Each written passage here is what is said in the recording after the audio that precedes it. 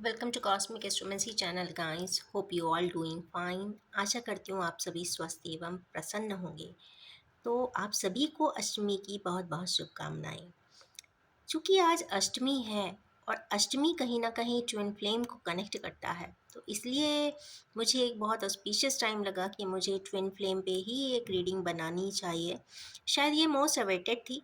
बहुत सारे सजेशंस आ रहे थे, रिकमेंडेशंस थे कि स्टेजेस ऑफ अवेकनिंग पर ज़रूर एक रीडिंग बनाएं। तो यस, ये मैं कुछ अपने फ्रेंड्स के लिए ही ये एक रीडिंग बना रही हूँ जिनको डिटेल में ये समझना था। तो यस, आज की रीडिंग होगी 7 stages of awakening of DM along with the spread. हम एक छोटा सा स्प्रेड डीएम्स के लिए ही स्पेसिफिकली निकालेंगे। तो चलिए स्टार्ट करते हैं डेक के साथ। तो फेवरेट डेक तो मेरा यही है। ये मोस्ट एंशिएंट भी है और मुझे पसंद भी है। चूँकि आज की रीडिंग में 7 स्टेजेस ऑफ अवेकनिंग आने वाला है, डीएम की अवेकनिंग कब होना स्टार्ट होती है, कैसे होती है, क्या सिम्टम्स होते हैं फिजिकल प्लेन पे, 3D प्लेन पे, और कैसे एक पर्सन आइडेंटिफाई कर सकता है कि वो एक ट्विन फ्लेम की जर्नी में है। तो चलिए इसको थोड़ा सा डिटेल में भी करेंगे, और चूँकि 7 स्टेजेस हैं तो हम आज निकालेंगे 7 कार्ड्स।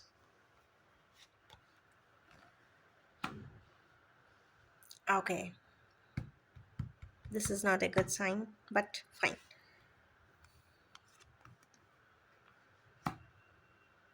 पावरफुल सेपरेशन दिखा दिया है इसने।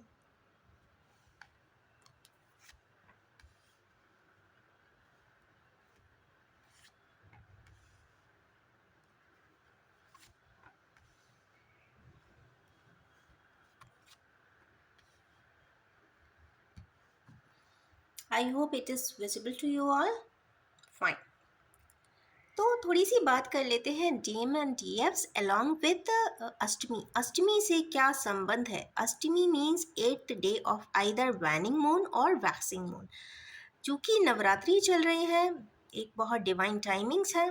डिवाइन टाइमिंग में डिवाइन यूनियन की बात ना की जाए तो हो ही नहीं सकता। अष्टमी है, अगर हम 8 के डिजिट को देखते हैं और 8 को बाइफरकेट करते हैं बीच में से, तो they are split into 2 halves. और सेम यही प्रोसेस होता है ट्विन फ्लेम्स की जर्नी में। मीन्स एक ऐसी सोल होती है जिसके 7 चक्रास होते हैं, 7 8 मेजर चक्रास होते हैं, जो फर्स्ट 3 डिनोट करते हैं मेस्कुलिन एनर्जी को, मीन्स डीएम्स को, और रिमेनिंग 4 करते हैं डीएफ्स को।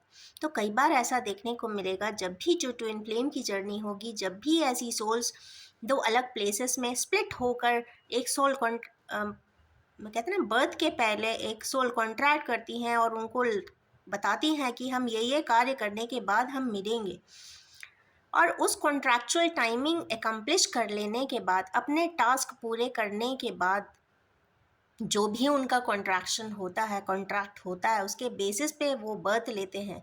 मीन्स ये जो बर्थ भी होती है वो काफ़ी चोजन बर्थ होती है, चोजन प्लेस पे होती है, सो दैट कर्मास को कंप्लीट किया जा सके। तो चोजन प्लेस पे है, एक्सपेक्टेड एंड वांटेड प्लेस पे ही बर्थ होती है, और साथ में वो दोनों ही अपने अपने प्लेसेस पे, डीएम एंड डीएफ्स दोनों ही अपने अपने कर्मास को क्लियर करते हैं, क्योंकि उन्हें हायर एसेंशंस पे जाना होता है, ट्रांसेंड करना होता है। जनरली ये कैपेसिटी, एबिलिटीज सिर्फ हायर वाइब्रेशनल सोल्स के पास ही होती है। तो स्प्लिट जर्नी की बात है, यहाँ पे मिररिंग की बात है, यहाँ पे सेपरेशन की बात है, यहाँ पे लव डायनामिक्स की भी बात है। तो चलिए आज का फोकस थोड़ा सा डीएफ्स पे कम रहेगा, क्योंकि यहाँ पे डीएफ्स काफ़ी स्पिरिचुअल होती हैं, क्योंकि उनके पास अपर 4 चक्रास ऑलरेडी होते हैं। उनका स्टार्टिंग ही हार्ट चक्रा से होता है। हार्ट चक्रा बहुत ज़्यादा एफेक्शनेट होती हैं, नर्चरिंग होती हैं, अर्दी होती हैं। और फिर आता है throat chakra. Of course chatter boxes are there, means vocal बहुत होती हैं, अपनी बात तुरंत फटाफट कह देना चाहती हैं, बता देना चाहती हैं, समझा देना चाहती हैं, सामने वाला समझे तो या ना समझे तो। उसके बाद जो उनका थर्ड चक्रा जो होता है वो थर्ड आई का होता है। तो मतलब उनको एक डिवाइन गाइडेंस काफ़ी जल्दी मिलती है, क्योंकि वो बहुत प्रोसेस करती हैं, वो बहुत पैशन के साथ आगे बढ़ती हैं अपनी लाइफ में। एक फायर एनर्जी होती है, वो अपने सारे कर्मास फटाफट फटाफट फटाफट क्लियर करती हैं। मींस क्लियरेंस की एफिशिएंसी भी होती है, और उनको इनर गाइडेंस भी बहुत स्ट्रांग होता है, क्योंकि थर्ड आई चक्र उनके क्लियर होते हैं, मतलब उनकी क्लैरिटी ज़्यादा होती है। एंड डेफिनेटली डिवाइन सपोर्ट तो दोनों को ही रहता है। अब बात आती है कि डीएम्स की। जो फर्स्ट 3 चक्रास बेसिकली होते हैं वो डीएम्स के होते हैं। चूंकि आज की एक्सक्लूसिव रीडिंग डीएम्स की ही है, तो डीएम्स के पास जो ओरिजिनली टेक्सचर में, चूंकि मस्कुलिन एनर्जी है, मस्कुलिन एनर्जी जनरली घर के प्रोटेक्शन के लिए, सिक्योरिटी के लिए, मनी मेकिंग के लिए, अर्निंग के लिए, फैमिली प्रोग्रेशन के लिए, फैमिली लीनिएज के लिए, रेस्पॉन्सिबिलिटीज के लिए फर्स्ट चक्रा डिनोट करता है। सेकंड होता है क्रिएटिव सेंटर, वो बहुत सारी ऐसी चीज़ें क्रिएट करते हैं, मटीरियली मैनिफेस्ट करते हैं। और थर्ड जो चक्रा होता है सेल्फ कंट्रोल का, सेल्फ इनिशिएशन का, सेल्फ रियलाइजेशन का, ईगो एंड कंट्रोलिंग फैक्टर्स यहीं से आएंगे। और समझने का, द लेवल ऑफ अंडरस्टैंडिंग, इतना बेसिक्स इनके पास होता है जहाँ से इनकी बेसिकली जर्नी स्टार्ट होती है। तो यहाँ पे वी आर फिगरिंग आउट कि डीएम की अवेकनिंग्स कब से स्टार्ट होती है, मीन्स उनका फोर्थ चक्रा कब से स्टार्ट होगा ओपन अप होना या समझना। चूंकि ये एक बहुत पावरफुल सेपरेशन की बात यहाँ की चूंकि फर्स्ट कार्ड ने ही बताई है, तो ये तो श्योर है कि डीएम एंड डीएफ जो भी हैं हमारे इस रीडिंग को भी जो देखेंगे वो पावरफुल सेपरेशन से तो गुजरे होंगे। मैं एक एक कार्ड की मीनिंग यहाँ पे आगे बताती चलूँगी। तो फर्स्ट कार्ड में ही पावरफुल सेपरेशन आ गया, तो ये तो कंफर्म बात है कि आज की ये रीडिंग कुछ पावरफुल सेपरेटर्स या सेपरेटिंग पार्टनर्स इसको ज़रूर कभी ना कभी ज़िंदगी में एक बार इस वीडियो तक ज़रूर पहुँचेंगे, या ये वीडियो पॉपअप ज़रूर होगी, क्योंकि ये एक टाइमलेस रीडिंग में बना रही हूँ। तो एज यूजुअल डीएफ्स के लिए किसी और रीडिंग में फोकस करेंगे। डीएफ्स जनरली ट्विन फ्लेम जर्नी में चलती हैं और अपना इनर वर्क बहुत पावरफुली हमेशा ही करती रहती हैं। अब साइन देखते हैं अवेकनिंग के कि डिवाइन मस्कुलिन्स को कैसे साइंस आते हैं फर्स्ट फेजेस में। फर्स्ट फेज में वो जनरली रियलाइज करने लग जाते हैं, कुछ ना कुछ सेल्फ रियलाइजेशन होता है। सेपरेशन में आ गए, सेपरेशन में आने के 1-2 साल तो शायद यही लगता है कि हाँ जो हुआ था बहुत अच्छा हुआ था, I don't want to look back. But after some time, ये डिपेंड करता है 1 ईयर टू 7 ईयर और टू 12 ईयर्स टू 15 ईयर्स, ये डिपेंड करता है पर्सन टू पर्सन कि उसे रियलाइजेशन कब होता है। तो पहला है रियलाइजेशन, उसको कहीं ना कहीं कोई चीज़ की कमी का एहसास ज़रूर होता है, उसको ऐसा ज़रूर लगता है कि जो मेरे फैमिली जैसा एक इंसान था वो यहाँ पे मिसिंग है।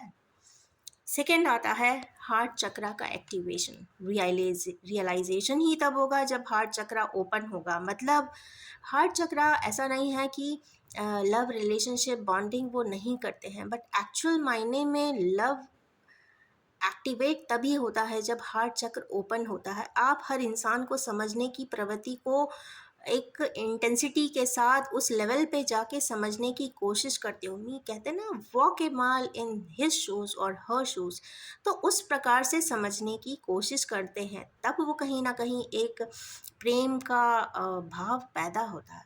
Next is deep connection. वो कहीं ना कहीं बहुत डीप कनेक्शन भी एहसास करने लगते हैं। कहीं ना कहीं कोई ना कोई चीज़ ऐसी ट्रिगर होती है, पॉपअप होती है, दिमाग में आती है, पुरानी बातें याद आती है, जिससे कि कहीं ना कहीं डीप कनेक्शन भी रियलाइज़ होता है। अगर ये डीप कनेक्शन नहीं होता है तो ये इंसिडेंट शायद इंसान भूल ही जाता है परमानेंटली, और दोनों ही पार्टनर्स भूल जाते हैं। तो इसका मतलब यही है कि अगर इस तरीके की कोई चीज़ें, पुरानी बातें, पुराना डीपर कनेक्शन जो आपको अपनी फैमिली जैसा लगता है, अगर बार बार रिसाइकल बैक हो रहा है या फिर याद आ रहा है, तो एक बार चेक ज़रूर करें कि क्या आप डिवाइन मस्कुलिन की लाइफ स्केच में तो नहीं है। नेक्स्ट है हार्ट चक्रा के बाद जो होता है वो डीप एनालिसिस होता है। कहीं ना कहीं डिवाइन मस्कुलिन्स, क्योंकि डिवाइन मस्कुलिन्स के first 3 chakras already open up होते हैं, काफ़ी एक्टिवेटेड होते हैं, काफ़ी कहते हैं ना लॉजिक वर्सेस लव की ही ये बैटल है। तो लॉजिकल तो वो 100% होते हैं, बट जब जिस लॉजिक से वो डेटा को इंटरप्रेट करना स्टार्ट करते हैं, डीप एनालिसिस करते हैं, तो उनको कहीं ना कहीं कुछ अवेकनिंग स्टार्ट होती है कि कुछ तो है, नाउ आई हैव टू सी, कुछ तो है। यहाँ से वो कुछ तो है से ही स्पिरिचुअल जर्नी डिवाइन मस्कुलिन्स की भी स्टार्ट हो जाती है। वो थोड़ा सा ऊपर वाले को, कॉन्शियस को, इनर वॉइस को, या फिर सुप्रीम पावर को, ऑलमाइटी को, डिवाइन पावर्स को एंड इवन मिराकल्स को के ऊपर थोड़ा सा कॉन्फिडेंस आने लगता है। वो थोड़े से कॉन्फिडेंट हो जाते हैं, थोड़े से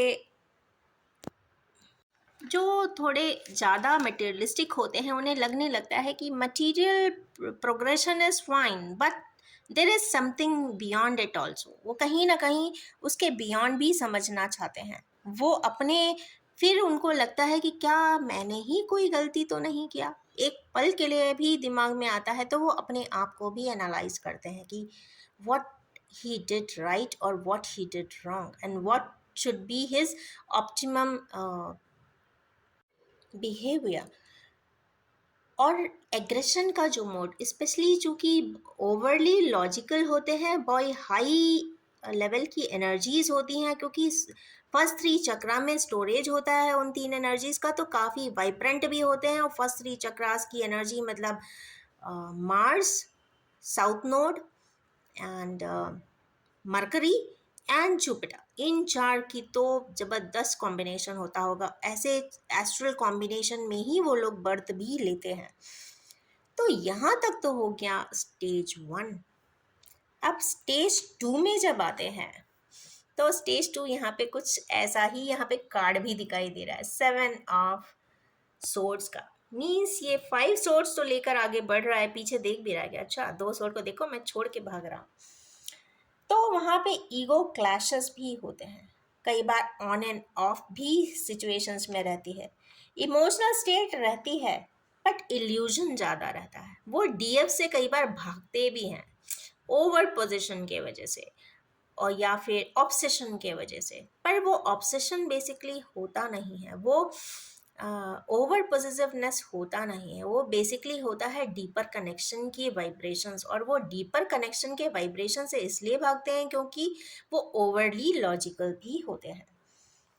उनको उस इस स्टेज में आने के बाद थोड़े से मूड स्विंग्स भी होते हैं, कभी तो हाँ बोल देंगे, कभी उसी चीज़ को ना बोल देंगे, कभी मीटिंग फिक्स कर देंगे फिर सडनली मीटिंग कैंसिल भी कर देंगे, कभी फ़ोन लगाएंगे और 1 घंटे के बाद वही फ़ोन जब रिटर्न कॉल आएगा, अगर सामने वाले ने नहीं पिक किया है तो वो उस कॉल को भी नहीं एक्सेप्ट करेंगे।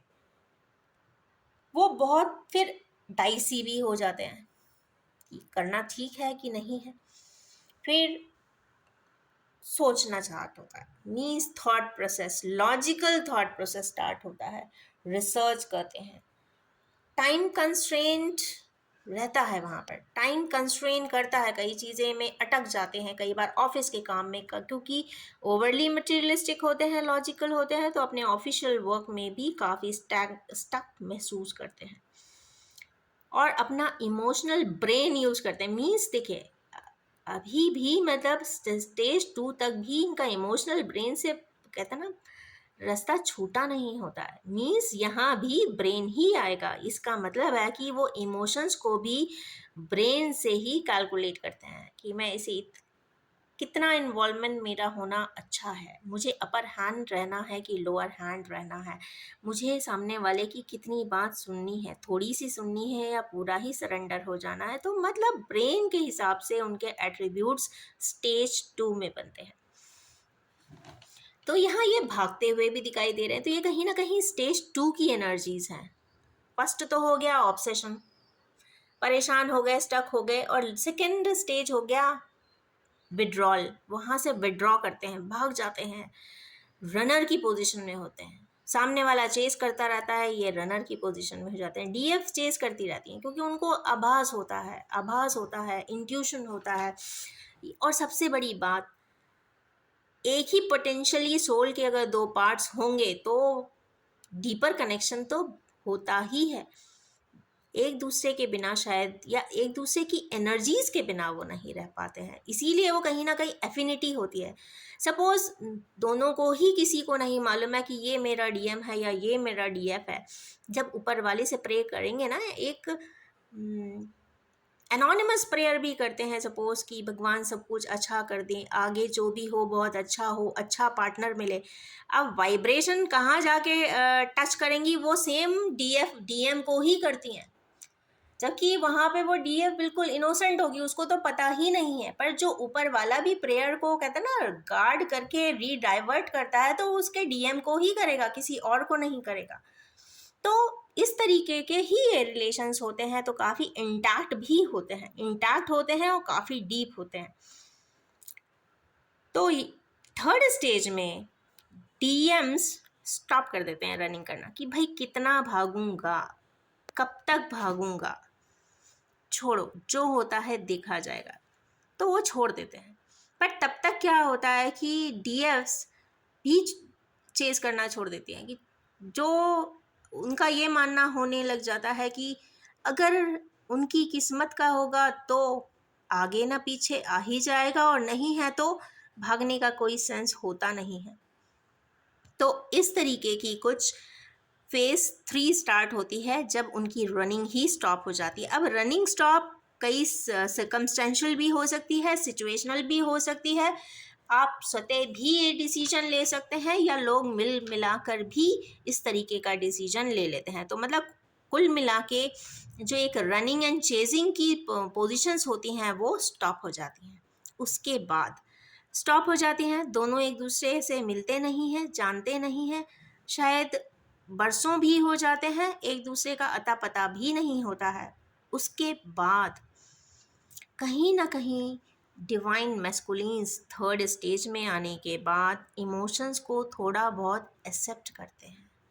बोलते तो भी नहीं है, वो किसी को कोई क्लैरिटी नहीं देते हैं, क्योंकि ओवरली लॉजिकल भी होते हैं, बट अंदर ही अंदर अपने मन में, अपने दिमाग में कहीं ना कहीं आता है कि वो इमोशंस एक्सेप्ट करते हैं कि नहीं नहीं, कहीं ना कहीं अटैचमेंट तो था, जो हुआ था वो अच्छा नहीं हुआ था।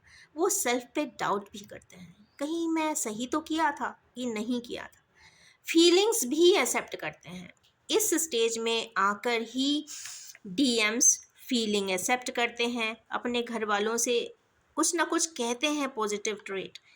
घर वाले सुनते हैं तो बहुत अच्छी बात है, नहीं भी सुनते हैं तो भी अच्छी बात है। द थिंग इज दिस, ये पर्सनल जर्नी है, ये किसी और की नहीं, ये स्वयं की जर्नी होती है। तो डीएम्स अपने आप में ये क्लैरिटी ज़रूर करते हैं और पर्सनल स्पेस देते हैं। फिर वो लोगों से कटने भी लगते हैं, वो अपने आप को सेक्लूड करते हैं, क्योंकि अकेले हो जाते हैं, अकेले रहना पसंद होता है, अकेले इंट्रोस्पेक्ट करते हैं।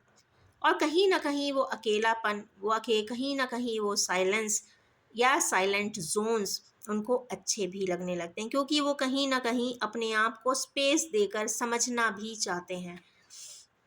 समझने के बाद सेल्फ लव भी करते हैं। सेल्फ लव करने का मतलब ये नहीं है कि ब्रांडेड कपड़े ले आए या घूमने चले गए, कहीं ना कहीं वो अपने विचारों को रिस्पेक्ट करते हैं, अपने व्यूज़ को एक रिस्पेक्ट देने लगते हैं, अपने व्यूज़ को एक्सेप्टेंस देने लगते हैं, अपने ही थॉट्स एंड इमोशंस को एक्सेप्ट करते हैं। इसी बीच में मैं आपको एक एग्जाम्पल बताऊंगी जो मैंने एक नरेशन में सुना था। मेरे एक एस्ट्रो कंसल्टिंग के लिए आए थे, उन्होंने बताया था कि उन्होंने अपने डीएम को देखा कि वो पर्सन विस्पर करके बोल रहा है कि you are mine, and she said that DM में इतनी भी स्ट्रेंथ नहीं है कि वो पब्लिकली ये बात बोल सके, शायद इसलिए मुझे इस तरीके का सपना आया मैडम। तो मुझे भी ऐसा लगा कि हो सकता है कि वो स्टेज 3 में रहे हों, वो पब्लिकली एक्सेप्ट नहीं कर सकते। इसका मतलब ये कंफर्म हो गया उस पर्सन को कि कुछ सिनेरियोज ऐसे हैं जो ये चीज़ नहीं हो सकती कभी भी। तो इसका मतलब है कि वो पर्सन ने अपने इमोशंस को एक्नॉलेज किया है। मीन्स स्टेज 3 में सेल्फ लव के साथ इमोशंस एंड फीलिंग्स का एक्सेप्टेंस ज़रूर होता है। और उसके बाद आता है, तब तक ऑन द कॉन्ट्ररी देखे डिवाइन फेमिनाइंस अपना इनर वर्क कॉन्टिन्यूस रखती हैं और काफ़ी ग्रो करती जाती हैं, स्पीड में उनकी कोई कमी नहीं होती। और इसी थर्ड स्टेज के एंड होते होते कहीं ना कहीं मिररिंग होने लग जाती है। मिररिंग ऐसे होती है, एक पर्सन अगर रो रहा होगा तो दूसरा पर्सन भी कहीं ना कहीं रोते बैठा होगा किसी भी परिस्थितियों में, फिर दोनों के ही सर्कमस्टेंसेस ऑलमोस्ट सेम होते हैं। खाने का टाइम हो सकता है, दोनों का रेगुलर रूटीन ऐसा हो जाता है, दोनों ही पार्टनर्स का डाइट रूटीन वैसा हो जाता है, दोनों ही अपने अपने जो भी वर्क करते हैं उसमें इन्वॉल्वमेंट एक समान देते हैं। अगर इग्नोर करेंगे अपने वर्क को तो दोनों ही इग्नोर करेंगे, ये ऑटोमेटिक होता है क्योंकि सेम सोल के ही वो दो पार्ट्स होते हैं, इसीलिए क्योंकि सेम डायनामिक्स होते हैं दोनों में। एक में फर्स्ट 3 चक्रा के डायनामिक्स होते हैं और एक में अबाव 4 के डायनामिक्स होते हैं, और यही वजह होती है कि डिवाइन फेमिनाइंस अपर 4 चक्रास को ज़्यादा लीड करती हैं और उनके फर्स्ट 3 चक्रास थोड़े से लोअर होते हैं एज कम्पेयर टू डिवाइन मस्कुलिन्स। उसके बाद मिररिंग वाली जो सिचुएशन आती है, उसके बाद आती है they are fighting with karmics, जो उनके कार्मिक बॉन्ड्स हैं, यहाँ पे रियल बैटल स्टार्ट होता है डिवाइन मस्कुलिन्स का, मीन्स स्टेज 4 में, कि वो अपने कार्मिक्स के साथ उनके इश्यूज क्रिएट होते हैं। क्रिएट इस तरीके से, सामने वाला डिसएग्री करता है, नहीं समझ पाता, कोई बातें ओपन अप हो जाती हैं, कुछ बातें पता चल जाती हैं, ये भी पता चलता है कि डीएफ्स के साथ किस तरीके का बिहेव किया गया था, उनके ही फैमिली वालों ने क्या बात किया था, क्या उस समय पे वो घटना हुई थी, उस समय पे क्या हुआ था। तो बैकअप हिस्ट्री पूरी ही इस निकल के सामने स्टेज 4 में आती है। और जो एनर्जी सीक्वेंसिंग होता है, यहाँ पे एनर्जी ज़रूर ड्रेन होती हुई दिखाई दे रही है। और यहाँ का भी जो डिवाइन मस्कुलिन्स हैं, आज की हमारी ये जो रीडिंग जब भी देखेंगे तो ये मान के चले कि ये फेज 4 की बात हो रही है, मतलब फैमिलियली ही कॉन्फ्लिक्ट ज़रूर होते हैं। जनरली फैमिली कॉन्फ्लिक्ट इसलिए होते हैं क्योंकि कर्मास के बेसिस पे ही उन्होंने वो डायनामिक्स एक्सेप्ट किए होते हैं, सोल कॉन्ट्रैक्ट किया होता है, उस जगह पे बर्थ लिया होता है, क्योंकि उनसे रिलेटेड उस पर्सन को या डिवाइन मस्कुलिन्स को अपने कर्मास क्लियर करने होते हैं। तो इसके साथ ही ये भी बताना चाहूँगी कि कई बार इस फेज में स्टक एनर्जी में भी रह जाते हैं, करूं या ना करूं, जाऊं या ना जाऊं, ऐसा सही है कि नहीं है, ये कोई थियरी होती है कि नहीं है, क्या मेरा ये करना सही है कि नहीं है, मींस एक प्रोक्रेस्टिनेशन की स्थिति, या फिर डिलेमा की स्थिति, या फिर स्टक एनर्जी, या फिर किसी भी प्रकार का सोसाइटल या फैमिलियल डर, कुछ भी हो सकता है। और जो सबसे ज़्यादा उनकी एनर्जी ड्रेन भी करता है, क्योंकि ऐसा कहा जाता है कि जो स्टक एनर्जी है, डंप एनर्जी है, ब्लैक एनर्जी है, नेगेटिव एनर्जी है, सभी ही आपके ब्रेन के नर्व्स को बहुत ही डिक्रीज करती है, मेलाइन भी करती है और ऑप्टिमिस्टिक भी नहीं रहने देती। पर एक बहुत अच्छा होता है इस फेज में कि हमारे जो व्यूअर्स हैं या जो भी इस स्केच में ज़िंदगी जी रहे हैं, वो अपने कार्मिक्स को आइडेंटिफाई तो ज़रूर कर लेते हैं। वो समझ जाते हैं कि नहीं, ये जो भी है वो कार्मिक बॉन्ड है, कार्मिक बॉन्ड में ही लड़ाइयाँ होती है और वहाँ पे लड़ेंगे ज़रूर, क्योंकि उनको अपनी अपनी ईगो सेटिस्फाई करने होंगे, सेल्फिश मोटिव्स होंगे, किसी को पैसा चाहिए होगा तो किसी को प्रेस्टीज चाहिए होगा, किसी को प्रॉपर्टी चाहिए होगा, तो किसी को सोशल रिकग्निशन चाहिए होगा। तो there are an number of 3D matrix related things, but वहाँ कहीं भी प्यार और जो एक समझदारी है वो किसी में भी नहीं होगी, क्योंकि वो कार्मिक्स हैं। वो अपना वही रोल प्ले करेंगे क्योंकि वो यही रोल प्ले करने के लिए आए हैं, क्योंकि वो ही डिवाइन मस्कुलिन्स को ये बताने आए हैं कि this are your shortfalls, shortcomings, from where you have to elevate your soul. अगर डर लगता है तो डर के ऊपर जाना पड़ेगा, अगर कन्फ्लिक्ट होती है तो कन्फ्लिक्ट के ऊपर जाना पड़ेगा, जहाँ पे चुप रह जाते हैं उस चुप्पी को तोड़ के आगे बढ़ना पड़ेगा, मीन्स सॉल्यूशंस की तरफ आगे बढ़ना पड़ेगा। साथ ही सेल्फिश नेस और टाइम टेकिंग भी हो जाता है। कई बार थोड़े से ऐसे मोटिव्स भी आएंगे, रुक जाएंगे, अभी मेरा बिजनेस प्रॉस्पर हो जाए तब जाऊंगा, तब सोचूंगा कि, या फिर टाइम टेकिंग प्रोसेस में इन्वॉल्व हो जाएंगे तो जिसमें टाइम कंज्यूम होता रहेगा, समझते रहेंगे बट डिसीजन पे नहीं पहुंचेंगे। और साथ ही यहाँ से ही कहीं ना कहीं थोड़ा सा सोसाइटल फियर को फेस भी करते हैं, मीन्स स्टेज 4 से या 5 की बिगिनिंग से या प्री 5 फेज से सोसाइटल फियर्स से हटते हैं, कहीं ना कहीं अपनी बात बोलने लग जाते हैं। जितना बड़े से बड़ा भी कोई डर होगा वो भी बिल्कुल नगण्य हो जाएगा अगर डिवाइन मैस्कुलिन की भूमिका में है। इसका मतलब है जो उनके पावर हाउसेस हैं या फिर उनकी जो स्टोरेज बैटरी है जो ऊपर वाले ने दी है उसमें इतनी स्ट्रेंथ तो है, इसीलिए वो डिवाइन मैस्कुलिन की भूमिका निभा रहे हैं और अपने कर्मास को क्लियर करके ट्रांसेंड हो रहे हैं, वो चीज़ सीख रहे हैं जो उन्हें नहीं आती है। जो सेल्फ सेंट्रिक होते हैं वो ओपन अप दुनिया के लिए हो जाते हैं, ह्यूमन वेलफेयर के लिए हो जाते हैं, अपने डिवाइन काउंटर पार्ट के लिए भी वो उतना ही स्टेप लेते हैं। पहले पब्लिक एंड सोसाइटल प्रेशर से उस पर स्टिग्मा भी लगाए हुए होते हैं उसी पर्सन पे, और फिर उस स्टिग्मा को हटाने का काम भी वही डिवाइन मस्कुलिन्स करते हैं क्योंकि कोई और नहीं करता। तो अगर कोई स्टिग्मा, अगर कोई ब्लेम डिवाइन मस्कुलिन्स ने ही लगाया हुआ होता है तो यस, अपलिफ्ट करने का काम भी डिवाइन मस्कुलिन्स ही अपनी लाइफ की इस जर्नी में कर देते हैं। और उनको ये बहुत स्ट्रांगली भी इसी फेज में पता चलता है कि नहीं, ये तो कोई पास लाइफ कनेक्टेड बॉन्ड है, ये इतनी आसानी से टूटने वाला तो नहीं है, क्योंकि कॉम्प्रोमाइजेस बहुत किए होते हैं। दोनों ने बेहतर एक दूसरे को इतना समझा होता है, सेपरेशन में जाने के बावजूद भी दोनों ही अगर सुनते हैं कहीं डिवाइन फेमिनाइन या डिवाइन मस्कुलिन्स के बारे में तो वो एक दूसरे की रिस्पेक्ट के लिए लड़ भी लोगों से लेते हैं कि नहीं नहीं वो गलत नहीं है।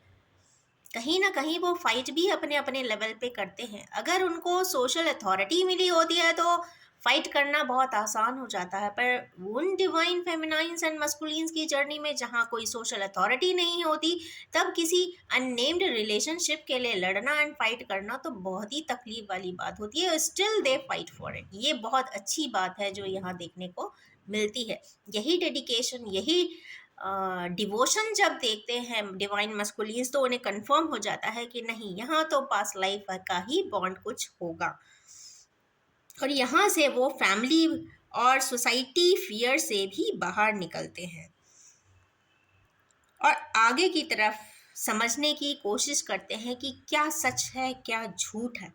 इस फेज में आने के साथ ही वो जितने जल्दी डिडक्शंस करेंगे, जितने जल्दी अपने ब्रेन कैपेसिटी से इमर्ज करके राइटफुली सारी स्थितियों को समझेंगे, जानेंगे, रिसर्च करेंगे, एनालिसिस करेंगे, लोगों से मिलेंगे, यहाँ पे कोई भी चीज़ फेक एंड फॉल्स नहीं होगी। वो डिस्कशन करेंगे, वो ऑब्जर्वेशन करेंगे, वो लोगों से मिलेंगे, सच्चाई जानेंगे, ब्लाइंडली किसी को फॉलो नहीं करेंगे। ये बहुत अच्छी बात होती है क्योंकि वो they are materially and logical brained person, that is a reason they analyse the things with their own brain capacities. तो कैपेसिटी चूंकि बहुत ज़्यादा अच्छी होती है तो एनालिसिस तो फुल प्रूफ आता है, और राइट एंड रॉन्ग के बीच में एक धुरी उनको समझ में आ जाती है। ये बात अलग है कि वो एक रिस्पेक्ट या जो भी उनके कार्मिक्स है उनकी रिश्तों को बिगाड़ते तो नहीं है, बट वो एक धुरियां ज़रूर बना देते हैं कि now this is the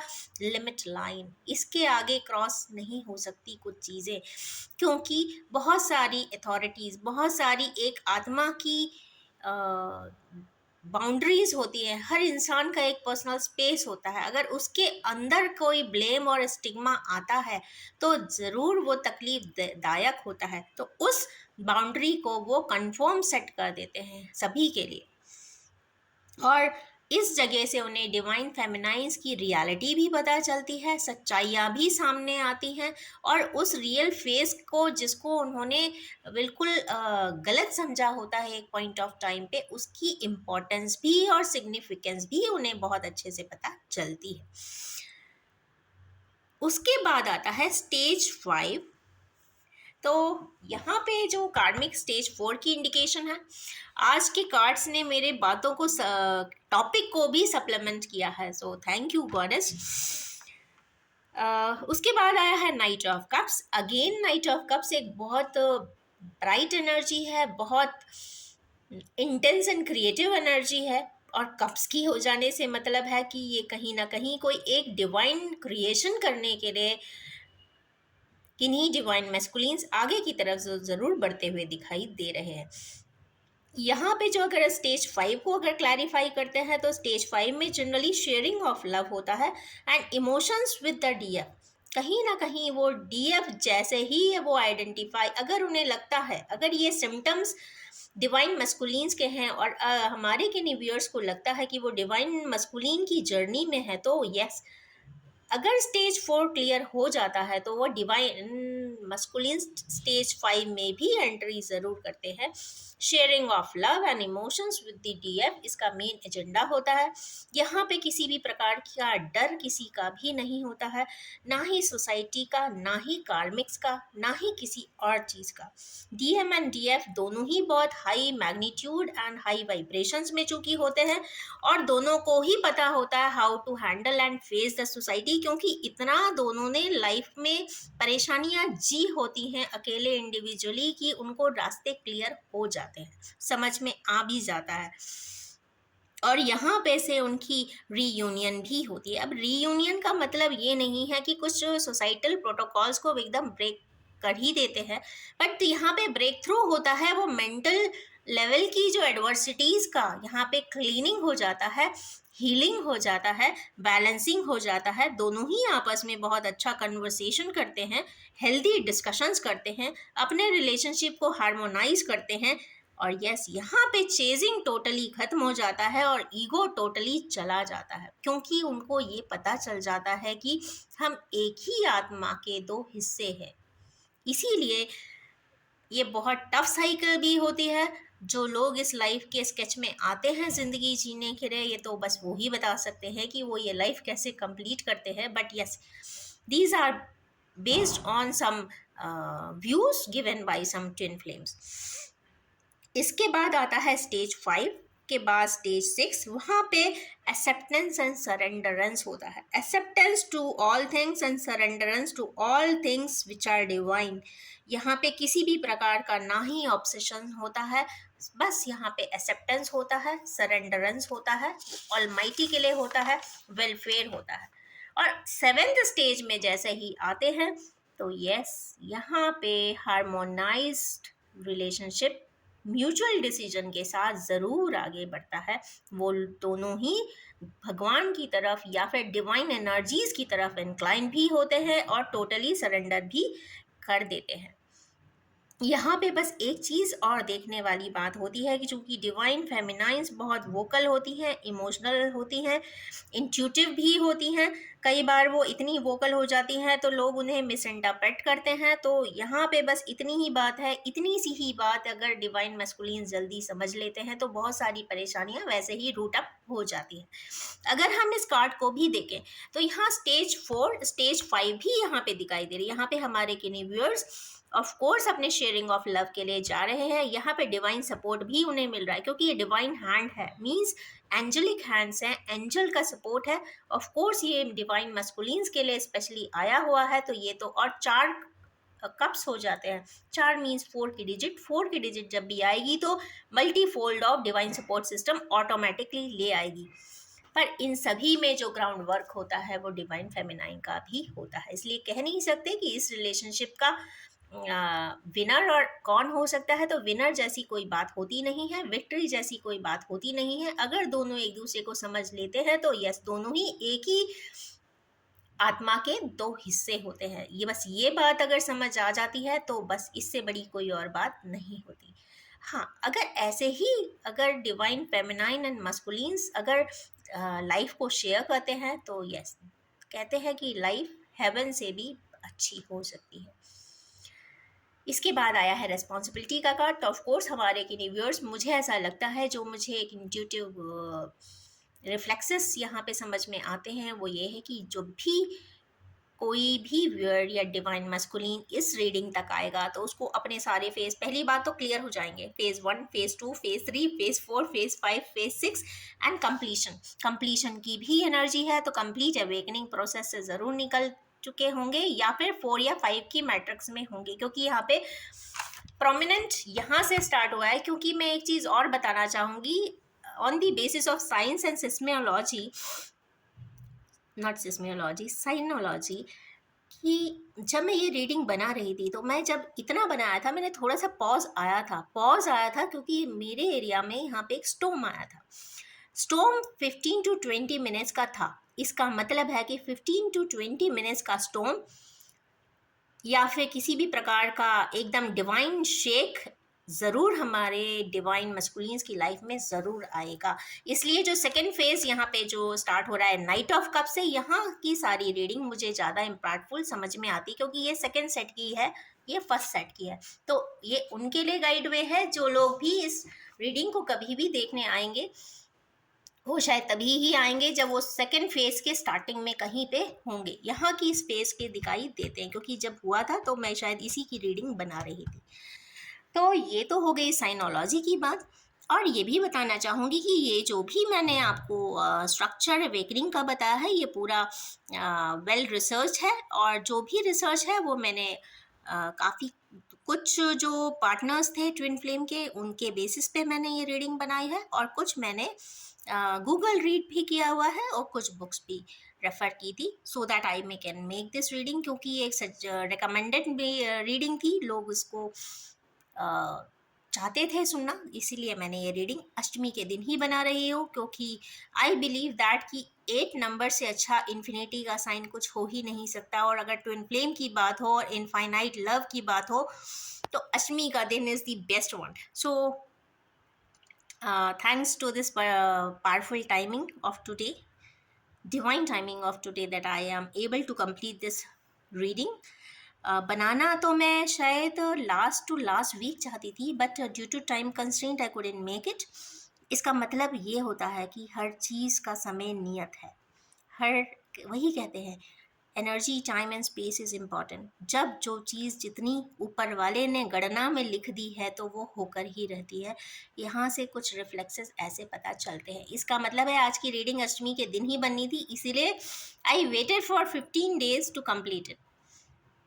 It was in my brain but I couldn't make it. इसका मतलब है कि टाइम इज़ वेरी इम्पॉर्टेंट। चले, इसी के साथ ही एक और शब्द आता है कि ऐसा क्यों, हम ही क्यों ऐसी लाइफ स्केच में हैं।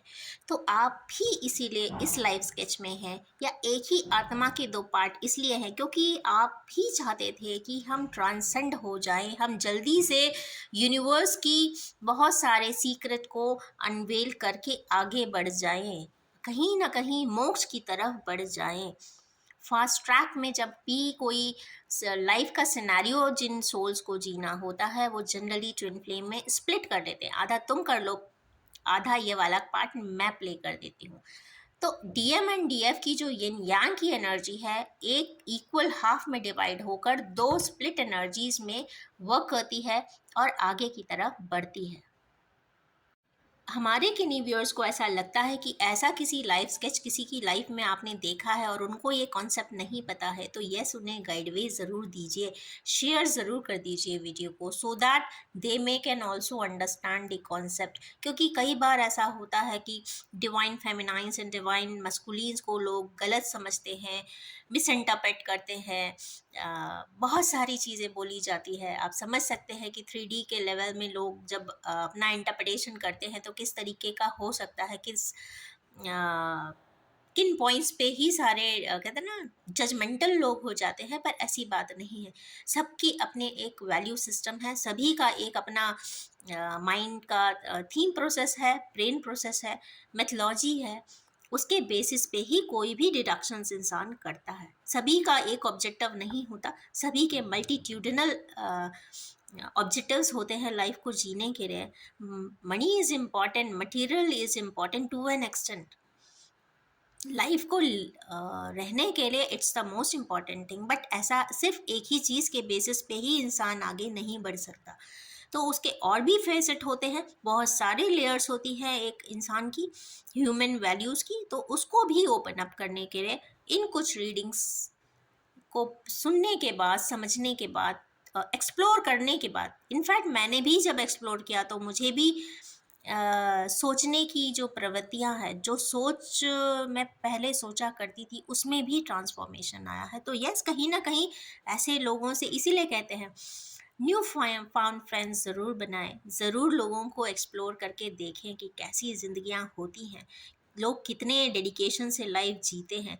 सिर्फ 3D के मैट्रिक्स में नहीं, 5D के मैट्रिक्स वाले लोग भी पहाड़ों पे मिल जाते हैं।